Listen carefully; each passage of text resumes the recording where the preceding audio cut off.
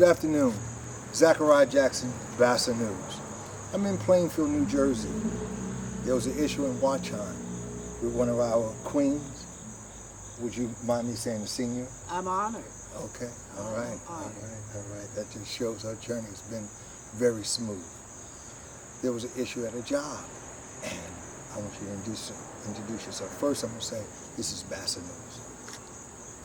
I'm Ruby Shivers. A lot of you know me as Ma Ruby. I've done a few things around town and also, so I've gone that route. Sure.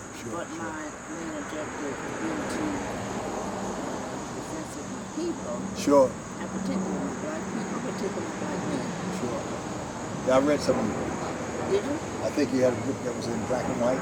Yes. Years ago. Oh, yeah. I still got that book somewhere. You have that book? Okay, that must be Victims Yeah, of Confusion. and you had braids, you had the braids in your hair. Oh, yes. Victims of Confusion. Yeah, That there you we go. are. Mm-hmm. Victim. We have been thoroughly confused. Yes. But I tell you, with you brothers, yeah, you're talking about this incident that I've gone through. I knew that I had brothers around that were going to do the defense. Oh, well, quite naturally, you've come to honor us, and of course, we're going to give back to that which lift us. And again, I want to introduce Salam Ishmael. How you doing? I'm here, first of all, with the Queen, Ruby Shivers, I go way back when I was a little big boy. Mm-hmm. And she's still teaching, and she's still giving us instruction on how to live our life, our culture, and our natural way as a people. And whenever one of our queens calls, that's right, we have an obligation to step forward, not to ask questions, not to stutter step, not say and When a queen calls, then all the queen's men and women must step up. Yes. Now, I posted her issue on Facebook. That's right. And I want to say before she said, because one thing I don't want, I trust our press, I don't trust their press. That's right. And when they get a hold of it, they want to twist it, bobble it, and shape it to their narrative. We got to learn to control our own narrative. Yes, ma'am. That's right. So, first and foremost, my understanding, as I was told by you, that you worked there for 1 year at this clothing store called Stein Mart. As a matter of fact, July was 1 year. Oh, wow. And what was your job there? They call it associate. Okay. It's the sort of high-end clothing store, combination of things. They sell linens and whatever. Oh, okay. But I was one of the associates. Worked on the cash register. Oh, okay. Because I've never heard of this store until you mentioned it. I think it's southern-based, from what I hear, Jacksonville, Florida. But a few of them are up here. Okay. Stein Mart. Stein Mart. Okay. I actually, Reverend Dr. Jackson, I've done my own homework. Which you always do. I found that Stein Mart, which was established at my mom's home in Greenville, Mississippi. Wow. So, I was a little perturbed by that, because if you hear how they started, they started in a city that today is over 80% African American, and it was that population back then in 1908 when they started. Oh man! And they were selling used clothes. Okay. Guess to who? To us. And then they went to discounted clothes, and they opened up their store, and it became a franchise, and now they own 280 stores today around the country. But they started at Greenville, Mississippi. Ain't that something? And we're not against the progress of any, but when progress turns to denigrating people that has sojourned for you, then we have an issue. And Queen Ruby Shivers, can you tell us the story, exactly what happened in your words? It's very disturbing to me because it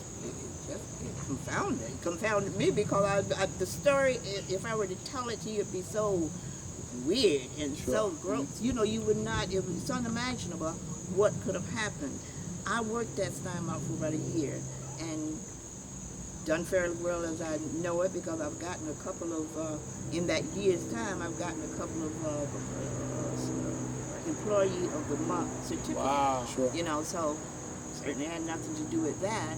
But this one day, I went in on a Thursday morning. I wasn't feeling that well, but I went in, and just as I began to work, I began to have this sort of lightheadedness. And I thought maybe a piece of candy, because where I work at the cash register. Sure.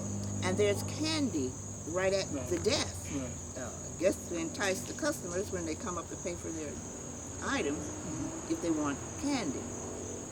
So what happened, there was this $1.99 candy along with some other candies called $5, $6 and up. Right. That was at my disposal. But because I wasn't necessarily going for the candy, I'm just going for the sweet, I got a piece of the $1.99 bar candy. And since I was still on the register, I broke a piece of the candy. I broke off a piece of candy, ate it, Right.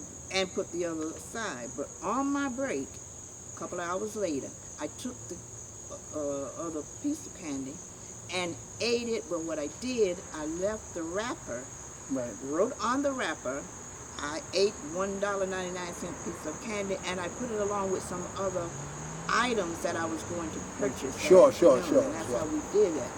And so in the afternoon, it got quite busy.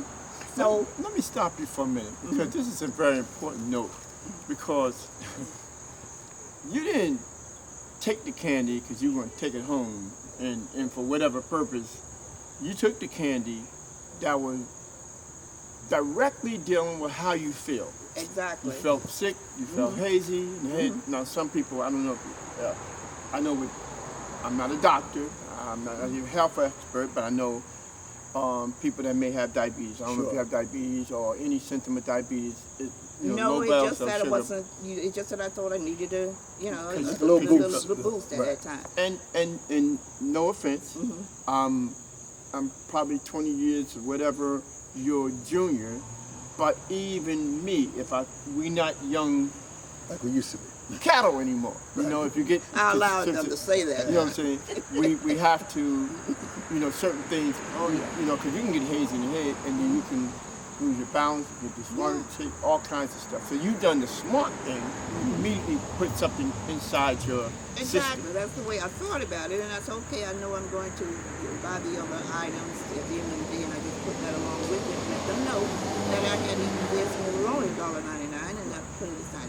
So what happened that particular day, that Thursday, as I said, things got kind of busy at the end of the day, and so when I stayed a little over time just to finish, and when I ran to the back to check out, on my way back, the line was still long in checking out, and I really forgot to check out because the line was long, and I just ran out the door, so I didn't even get my other item. Right. When I got back in that Friday morning, someone had taken the package to the office. So I was called into the office and to explain, about the candy.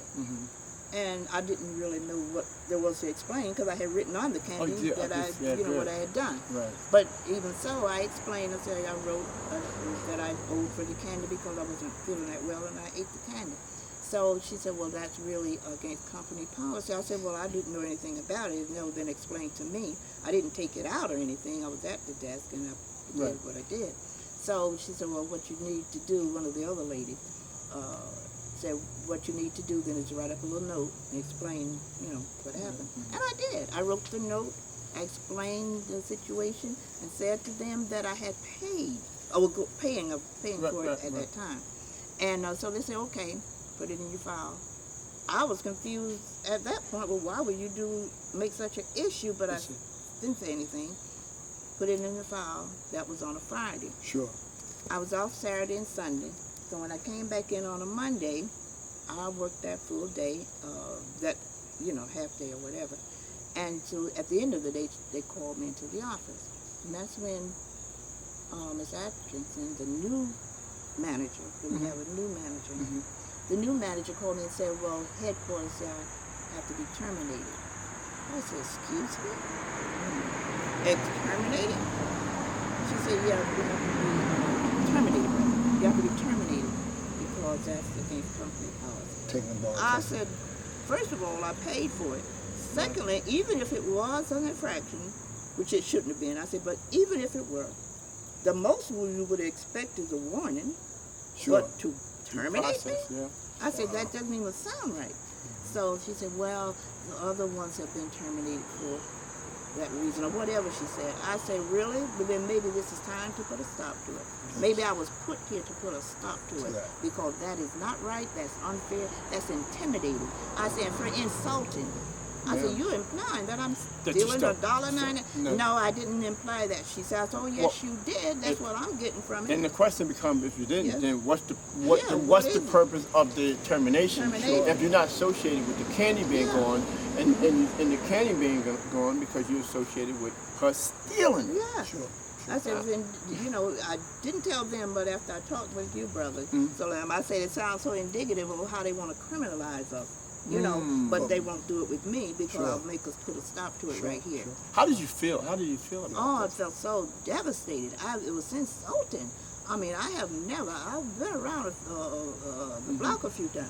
I worked long enough to have worked through different issues, but never had I been accused of anything so horrendous. You know, that was like, it almost like you accuse a person of murder. You know, you don't accuse a person of stealing. And you worked at this job for 1 year. For a year, and I worked there. So it was just so devastating. I mean, really.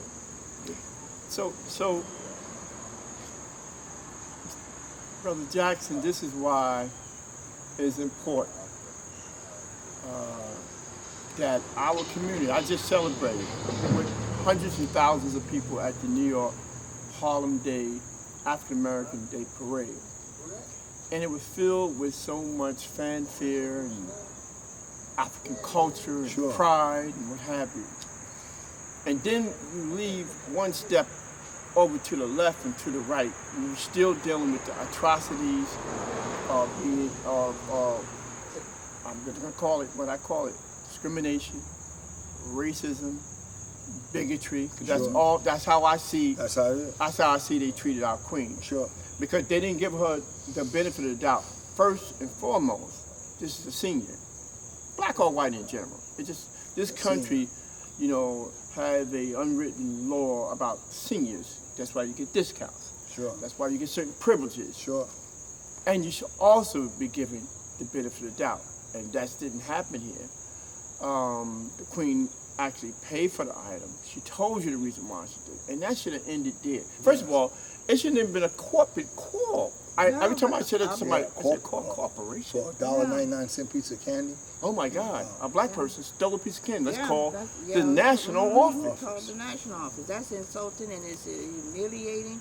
It's indicative of how we have been over the years criminalizing everything that's done, you know, but it's time to put a stop to it. And the only way to do that right there is to show action. Right. What will be the next, from this point of challenge, that we're going to do? Well, that will be done? Well, what we're going to do, first of all, on Wednesday at 11 a.m., we're going to do it early part when the store opens up. And we're going to do a couple of things at that site. One, we're going to hold a news conference. Okay. A presser and social media live. So we're going to definitely put this out there so the world can see this and talk about it. We're going to call for people around the country. You know, have affiliations all over from Boston to Chicago to Atlanta to New Orleans to Mississippi. And we're going to ask the president, the chairman of this organization to have a sit down with us. Because trust and believe, she's probably not the first one they did this humiliating, degrading act to. Exactly. That's one of the reasons I'm going forward with it.